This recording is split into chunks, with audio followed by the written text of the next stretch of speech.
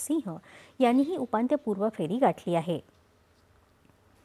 सुप्रसिद्ध कवी, हास्यसम्राट आणि मिर्झा एक्सप्रेस म्हणून ओळख असलेले आणि वऱ्हाडी भाषेला ओळख मिळवून देणारे डॉक्टर मिर्झा रफी अहमद बेग यांचं आज निधन झालं। ते 68 वर्षांचे होते। यवतमाळ जिल्ह्यातील नेर तालुक्यातील धनज माणिकवाडा हे त्यांचं मूळ गाव, मात्र सध्या अमरावतीत वास्तव्याला ते होते।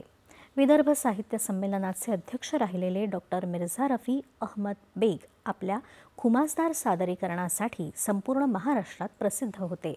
त्यांचे एकूण 20 काव्यसंग्रह असून महाराष्ट्राच्या कानाकोपऱ्यात त्यांनी आपल्या मिर्झा एक्सप्रेस या काव्य मैफिलीचं 6000हून अधिक सादरीकरण केलं आहे। डॉक्टर मिर्झा बेग यांच्या निधनाबद्दल मुख्यमंत्री देवेंद्र फडणवीस यांनी दुःख व्यक्त केलं आहे।